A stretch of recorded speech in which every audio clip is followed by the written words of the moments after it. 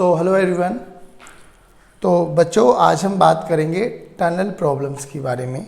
अच्छा, एक आपके लिए बात बता दूं, ये टनल प्रॉब्लम जैसे हम लोग इलेक्ट्रोस्टैट्स में पढ़ने वाले हैं, सेम रेप्लिका ग्रेविटेशन में चलने वाला है। सेम यानी अगर आज का लेक्चर आपको समझ में आ गया तो यही टनल प्रॉब्लम आप लोग ग्रेविटेशन में भी लगा सकते हो और यही टनल प्रॉब्लम हम लोग इलेक्ट्रोस्टैट्स में भी देखेंगे। चलिए बच्चों, तो अब हम बात करेंगे टनल प्रॉब्लम्स के बारे में और थोड़ा सा रिकैप करते हैं अभी तक हम लोगों ने क्या देखा है। देखिए, हम बात कर रहे थे बच्चों सॉलिड नॉन कंडक्टिंग स्फीयर के बारे में।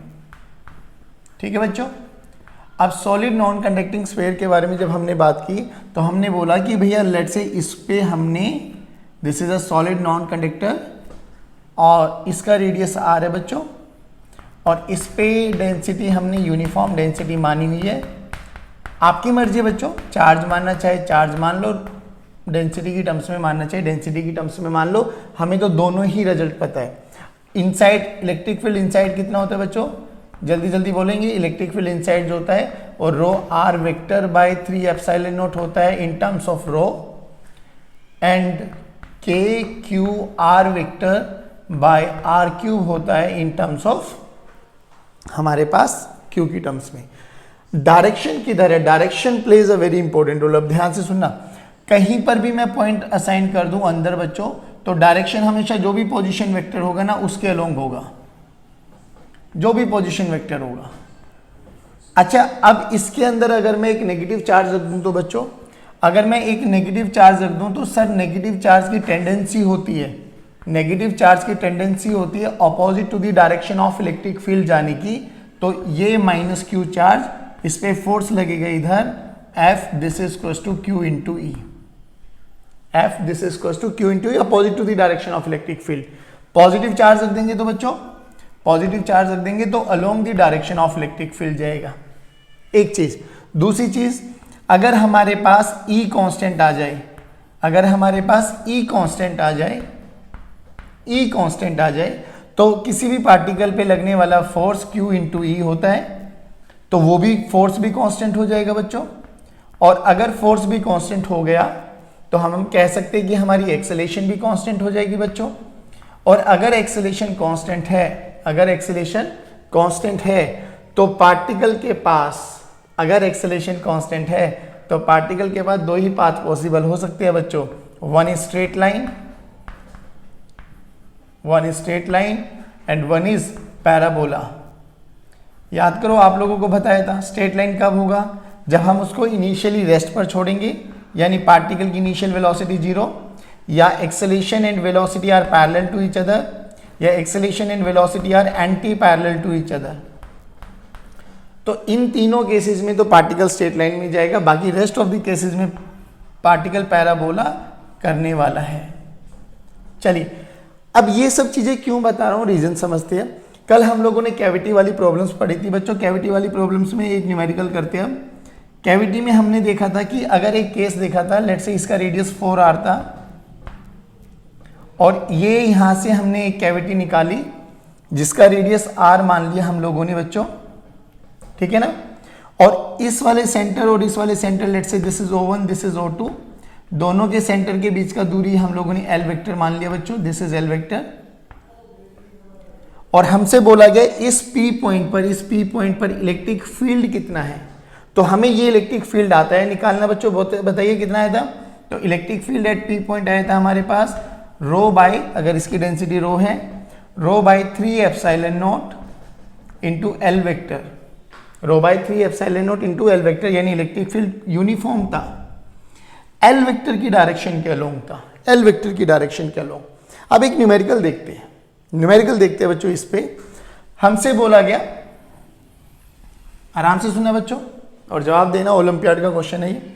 वही सेंटर O1, रेडियस 4r मान लेते हैं, ये r रेडियस की कैविटी निकाली गई बच्चों, यहां से एक कैविटी निकाल ली गई, ये यूनिफॉर्मली चार्ज है, ठीक है ना बच्चों, यूनिफॉर्मली चार्ज है। ये डेंसिटी रो मान लेते हैं बच्चों, चलिए डेंसिटी रो मान लेते हैं। ये आपके पास O2 कैविटी का सेंटर है बच्चों, और ये एल वेक्टर है हमारे पास। अब क्वेश्चन क्या था बच्चों, क्वेश्चन ये था कि यहां पर इसके सरफेस से, ये तो बीच में खाली है, स्पेस है, एयर है, इस सरफेस से एक नेगेटिव चार्ज को, मास m को रिलीज किया गया बच्चों, रिलीज किया गया, छोड़ दिया गया। अब छोड़ दिया गया तो वो किधर भगेगा? अब वो कोई भी पाथ ले सकता है, वो देखेंगे कि हमारी क्या सिचुएशन बन रही है। हमसे बोला गया find out the time of the particle, find out the time period when this particle again hit the surface of the conductor. ये जो वाला हमारे पास सॉलिड स्फीयर है ना, इसके सरफेस को हिट करे। अब सरफेस को हिट करे तो बात यह है कि सर पाथ कैसा होगा, क्या वो सीधा जाएगा, क्या वो पैराबोला टाइप में आएगा, या वो हिट करेगा भी नहीं करेगा?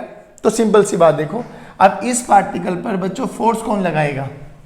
चार्ज है, पॉजिटिव नेगेटिव चार्ज है, नेगेटिव चार्ज है तो सर इलेक्ट्रिक फील्ड देखो, इलेक्ट्रिक फील्ड ये रही सर, अभी देखिए इलेक्ट्रिक फील्ड कितनी है बच्चों, rho by 3 epsilon naught L vector, L vector की डायरेक्शन इधर है बच्चों, यानी इलेक्ट्रिक फील्ड यहाँ पर पहली बात तो यूनिफॉर्म है, इलेक्ट्रिक फील्ड यूनिफॉर्म है बच्चों।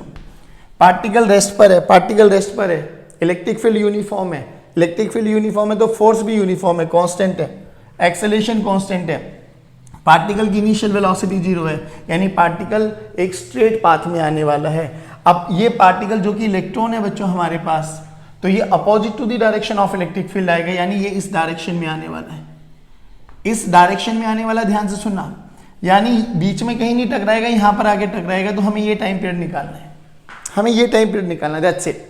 अब ये टाइम पीरियड निकालने के लिए हमसे क्या बोला गया, सिचुएशन देखो कि भैया यहां से ये 45 डिग्री के एंगल पे रखा हुआ है। अब रेडियस तो आर है ना बच्चों, अब ये डिस्टेंस कितना हो गया, ये डिस्टेंस देखो कितना हुआ सर, ये आर है ना, तो ये वाला कंपोनेंट आर साइन 45 हो जाएगा बच्चों, आर साइन 45, ये वाला भी आर साइन 45 हो जाएगा बच्चों। तो जो यहां से ए से बी का डिस्टेंस है, ए से बी का डिस्टेंस है ए बी, ये कितना हो जाएगा बच्चों, 2r sign 45 sir, 2r sign 45। अब देखिए एक्सेलरेशन कांस्टेंट है बच्चों, एक्सेलरेशन कांस्टेंट है, हमें टाइम पीरियड निकालना है तो हम इक्वेशन ऑफ मोशन का यूज कर सकते हैं, s this is equals to ut plus half at square, s this is equals to ut plus half at square. u की वैल्यू 0 है जो कि रिलीज किया गया, s की वैल्यू यहां से आ गई बच्चों 2r साइन 45, 2r साइन 45 यहां से आ गया बच्चों हमारे पास, u की वैल्यू 0 है plus 1/2 a into T square. A की वैल्यू बोलो बच्चों, ए की वैल्यू जल्दी बताइए क्या निकालेंगे सर, ए की वैल्यू निकलेगी हमारे पास f/m, f की वैल्यू q इंटू e/m, और e की वैल्यू हमें पता है सर ये रही, यहां रखेंगे आंसर आ जाएगा। जल्दी बताइए बच्चों क्या टाइम पीरियड यहां से कैलकुलेट कर सकते हैं, कोई टेंशन वाली बात। t की वैल्यू आ जाएगी हमारे पास √2s/a। देखो बच्चों एक बारी ऑब्जर्व करो, बहुत अच्छा क्वेश्चन था। अब बात करते हैं बच्चों टनल प्रॉब्लम। अब ये टनल क्या होता है बेसिकली, तो आप लोगों ने देखा होगा टनल बेसिकली सुरंग, जो आजकल आप लोगों ने देखा होगा इजराइल का और पैलेस्टीन का युद्ध चल रहा है, खैर आज तो सीज फायर हो गई है। तो उन्होंने बोला था कि हमने बेसिकली सारे के सारे टनल्स जितने भी उन्होंने सुरंग बनाई थी ना, वो सारी की सारी सुरंग उन्होंने तबाह कर दी है। तो बेसिकली हमारे पास एक सॉलिड नॉन कंडक्टर है बच्चों, सॉलिड नॉन कंडक्टर स्फीयर, ठीक है ना, ध्यान से सुनाइए, ये एक स्फीयर है बच्चों हमारे पास।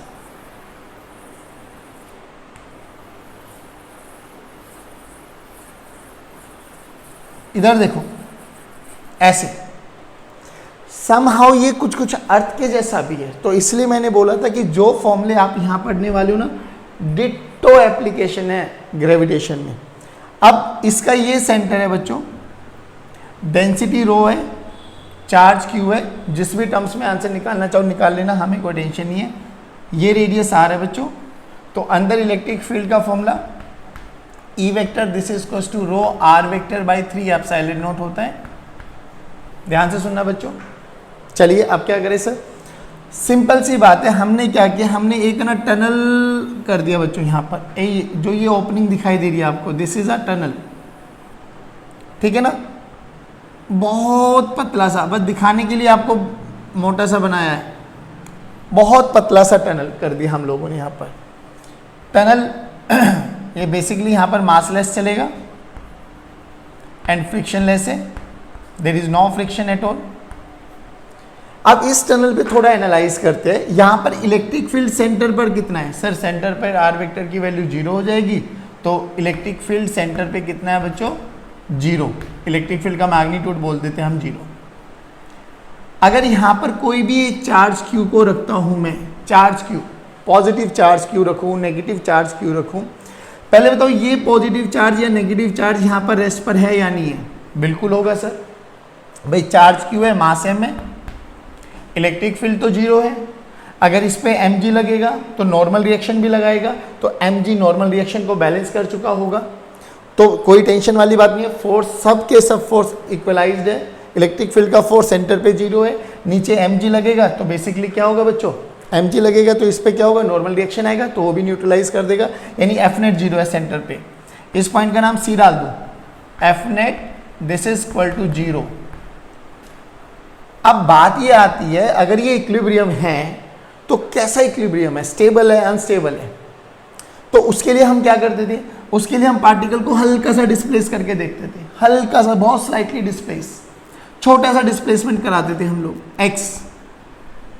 अगर पार्टिकल की टेंडेंसी हो गई वापसी उसी अपनी मीन पोजीशन पे आने की तो स्टेबल, नहीं हुई तो अनस्टेबल, और अगर वापसी आ गया, स्टेबल हो गया, तो हम टाइम पीरियड ऑफ ऑसिलेशन भी कैलकुलेट कर सकते हैं। That's it. अब हमें ये चेक करना है। अब इलेक्ट्रिक फील्ड की डायरेक्शन देखो बच्चों, मैग्नीट्यूड तो ठीक है, इलेक्ट्रिक फील्ड की direction along the direction of R vector अगर पॉजिटिवली चार्ज है, opposite to the direction of R vector अगर नेगेटिवली चार्ज है। तो यहाँ पे देखिए, ये हमारे पास पोजीशन वेक्टर बना ना। अगर मैं चार्ज को यहाँ पे डिस्प्लेस कर दूँ, जो ये चार्ज पहले यहाँ पे रखा था, यहाँ पे लेके आ गया मैं, यहाँ पे लेके आ गया, जो कि पॉजिटिव चार्ज है, और इलेक्ट्रिक फील्ड लाइंस भी इधर ही है। और पॉजिटिव चार्ज की तो भैया टेंडेंसी होती है अलोंग की direction of electric field lines जाने की, तो ये पॉजिटिव चार्ज तो वापसी नहीं आ पाएगा। तो अगर मैं यहाँ पर सेंटर पे पॉजिटिव चार्ज रखूँ और उसको डिस्प्लेस कराऊँ स्लाइटली, तो उसकी टेंडेंसी नहीं है वापसी आने की। तो ये कैसा है? अनस्टेबल। अनस्टेबल हो गया तो हमें टाइम पीरियड की बात नहीं करनी। यहीं पर माइनस क्यू रखते हैं। अब माइनस क्यू रखो, ठीक है सर, रखा। इलेक्ट्रिक फील्ड इधर है बच्चों, अब minus Q opposite to the direction of electric field जाता है। यस सर, ये इक्विलिब्रियम है। अगर इक्विलिब्रियम है तो वही पूछा गया कि if we slightly displace this particle either in left और in right direction, that is totally up to your choice. तो बोला गया find the time period of oscillation, find the time period of oscillation. तो stable equilibrium के बारे में अगर मैं बात करूं बच्चों, स्टेबल इक्विलिब्रियम, ध्यान से सुनना, बहुत इजी सा कॉन्सेप्ट है। स्टेबल इक्विलिब्रियम तो हमने बोला F इक्वल टू माइनस के एक्स, ये हमारे पास स्टैंडर्ड इक्वेशन है, इसको फॉलो करना चाहिए। ये हमारे पास SHM का कांस्टेंट है बच्चों, SHM कांस्टेंट है। फिर हम लोगों ने टाइम पीरियड का फॉर्मूला देखा, T equal to 2 pi under root m/k। यहाँ से हमें k निकालना है, जो भी k की वैल्यू आएगी यहाँ पे रख देंगे, विल गेट द आंसर। अब क्या करें सर?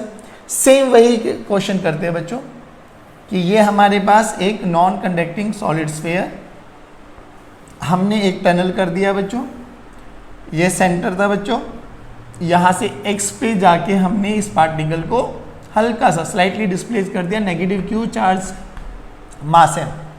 अब हमें पता है इस पॉइंट पर, A पॉइंट पर इलेक्ट्रिक फील्ड तो इस डायरेक्शन में बच्चों, तो इस पे फोर्स लगेगा इस डायरेक्शन में। फोर्स कितना लगेगा बच्चों? Q इंटू ई। फोर्स कितना लगेगा बच्चों? Q इंटू ई। चलिए भैया करते हैं। तो फोर्स का फॉर्मूला लगा सर Q इंटू ई।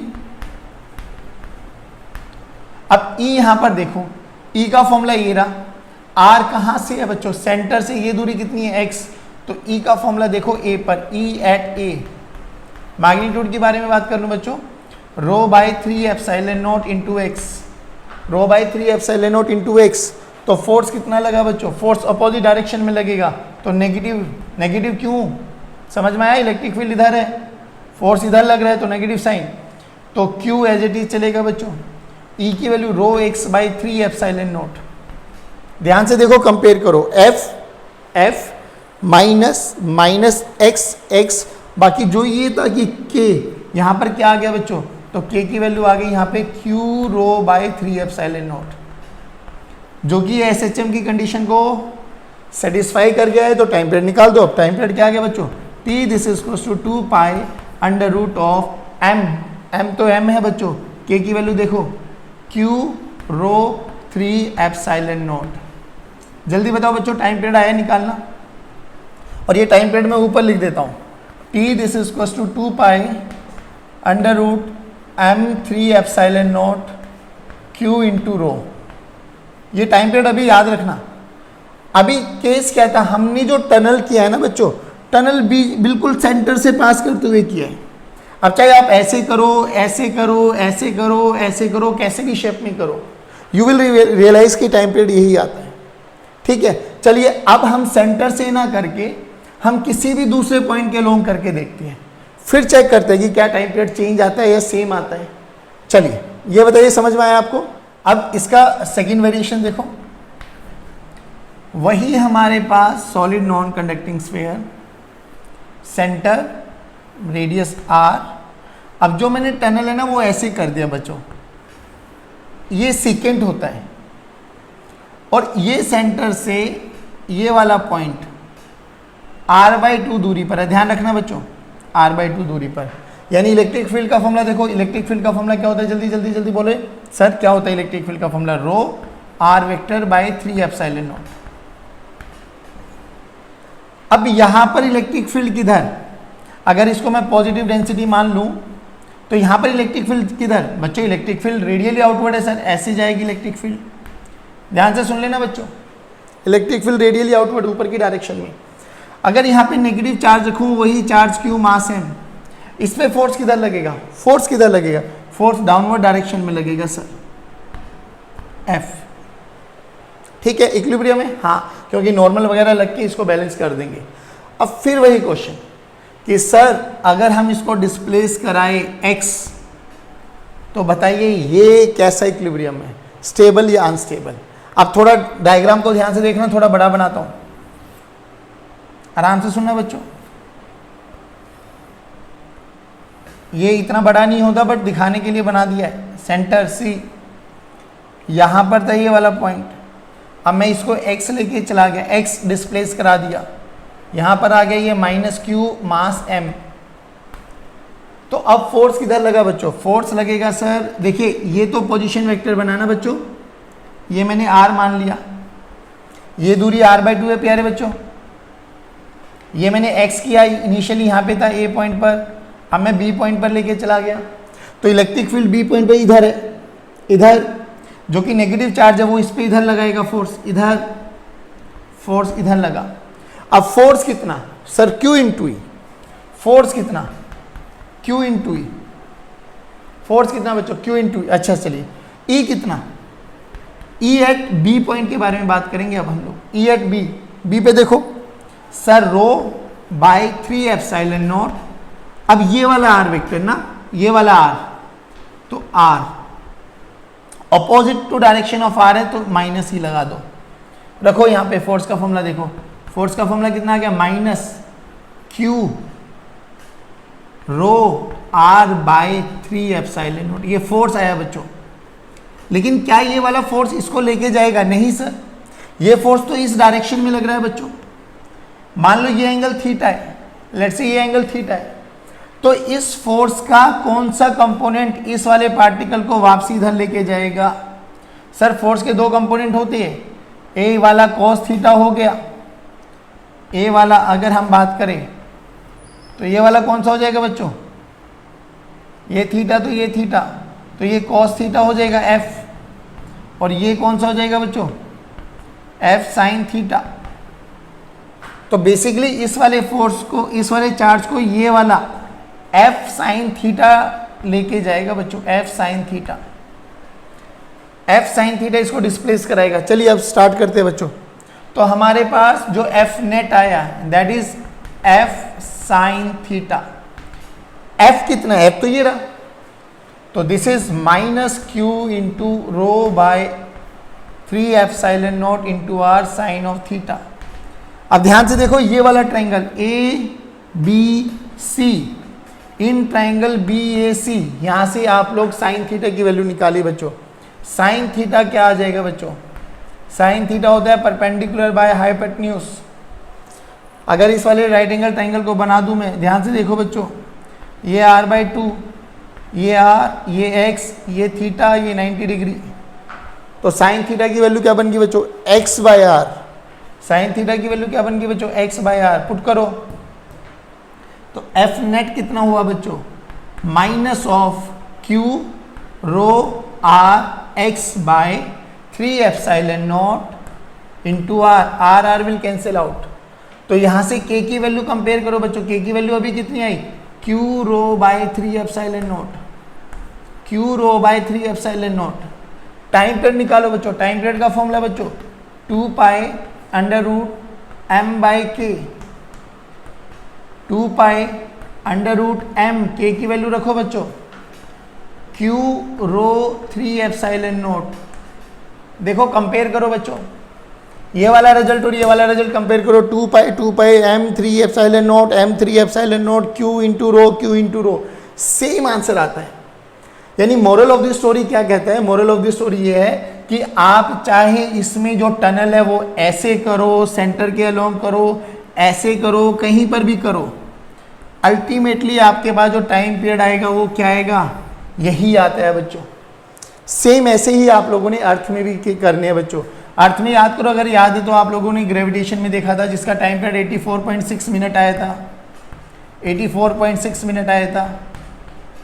इस अर्थ के अलोंग कहीं पर भी कर लो, अर्थ के अलोंग कहीं पर भी टनल कर लो, उसका जो टाइम पीरियड ऑफ ऑसिलेशन था वो 84.6 मिनट था। सिमिलरली इसका टाइम पीरियड ऑफ ऑसिलेशन ये आएगा 2 pi under root m3 epsilon naught by q into rho, that's it. जल्दी बताइए बच्चों, ये समझ में आया क्या? और ये रिजल्ट याद रह जाए तो कोई बुराई नहीं है। चलिए कुछ कंजर्वेशन ऑफ एनर्जी की एप्लीकेशन।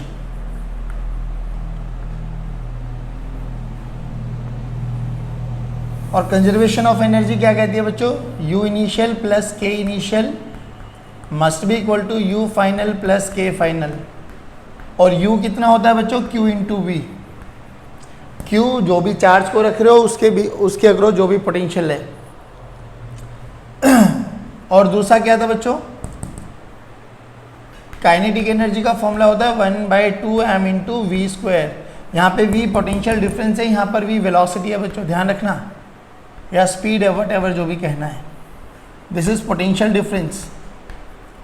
आ जाओ बच्चों, अब जब ये सब काम हम कर रहे थे तो हमें 2-3 रिजल्ट्स और याद रखने हैं कि अगर मेरे पास नॉन कंडक्टिंग स्फीयर है, नॉन कंडक्टिंग स्फीयर के इंटरनल पॉइंट पर SNC सॉलिड नॉन कंडक्टर के इंटरनल पॉइंट पर पोटेंशियल कितना होता है बच्चों, पोटेंशियल एट A की वैल्यू होती है KQ/2r⁻³ 3r² माइनस r²। ये याद होना चाहिए।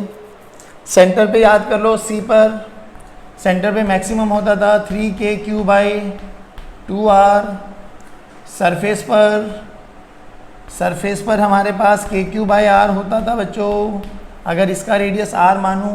चलिए अब क्वेश्चन सुनो बच्चों कि वही हमारे पास नॉन कंडक्टिंग स्फीयर है, वही टनल है हमारे पास, डेंसिटी रो है बच्चों, सेंटर C है, यहाँ से r/2 इसका रेडियस मान लिया r/2 रेडियस से एक -qm पार्टिकल को रिलीज किया गया बच्चों। रिलीज का मतलब होता है छोड़ देना, तो नेगेटिव है बच्चों, ये पॉजिटिव था तो इलेक्ट्रिक फील्ड इस डायरेक्शन में है, इलेक्ट्रिक फील्ड इस डायरेक्शन में है, तो ये चार्ज इसके अपोजिट डायरेक्शन में भगेगा। तो यही क्वेश्चन पूछा गया, find the speed at C, find speed at C। यानी जब इसको रिलीज किया गया तो ये भगा तो इस तरफ जाएगा, कुछ ना कुछ वेलोसिटी आएगी, वही स्पीड हमें कैलकुलेट करनी है बच्चों, वही स्पीड हमें कैलकुलेट करनी है। तो देखिए अब कैसे करें। अब जैसे ये वर्ड रिलीज आता है, रिलीज का मतलब समझ में आ गया बच्चों, उसकी इनिशियल वेलोसिटी 0 है, यानी इनिशियल काइनेटिक एनर्जी 0, लेकिन इस पॉइंट पर उसके पास पोटेंशियल एनर्जी है। क्यों? क्योंकि सर ये नॉन कंडक्टिंग स्फीयर के अंदर है, और अंदर है तो उसका पोटेंशियल ये रहा हमारे पास। पोटेंशियल हमें पता है, यहाँ पे स्मॉल r की वैल्यू कैपिटल R/2 हो जाएगी, वैल्यू रखेंगे Q के साथ मल्टीप्लाई करेंगे बच्चों, Q विद साइन होना चाहिए। यहाँ पे जो ये Q होता था, याद करो, Q होता था विद साइन होता था बच्चों, Q को हम विद साइन रखेंगे। तो लगाओ कंजर्वेशन ऑफ एनर्जी, आ गया आंसर। इक्वेशन लिख दो, सोल्व आपको करना है। देखो यहाँ पे रखो, तो इसको ए पॉइंट मान लो बच्चों, इसको ए सी पॉइंट मान लेते हैं। Conservation of energy between